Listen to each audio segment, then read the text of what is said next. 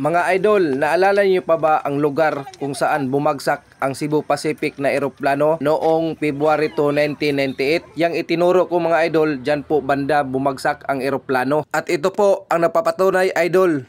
104 na pasahero ang nasawi sa isang eroplano ng Cebu Pacific noong February 2, 1998. Ang Cebu Pacific Flight 387 ay lumipad mula sa Ninoy Aquino International Airport patungong Lumbia Airport sa may Cagayan de Oro.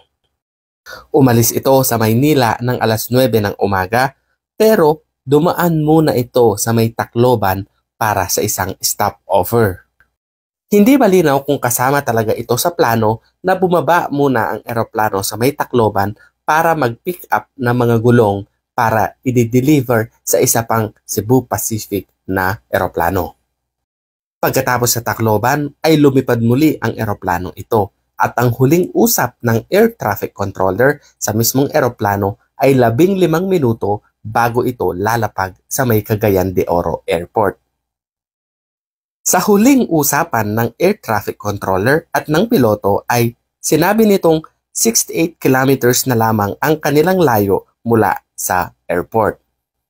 Walang indikasyon na may anumang problema ang eroplano batay sa pag-uusap na ito.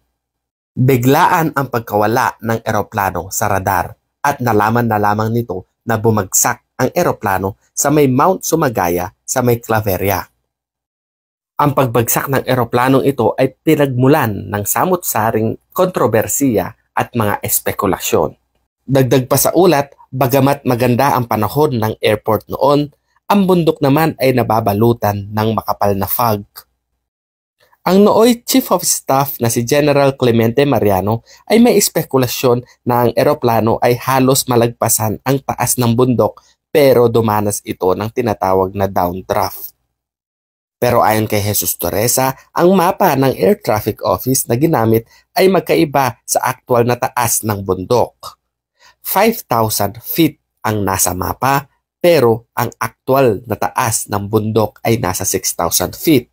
Ang maling impormasyon na meron sa mga mapang ito at sa aktual na taas ng bundok ang hinihinalang nagbigay ng pagkalito at pagkakamali sa piloto ng Cebu Pacific Flight 387.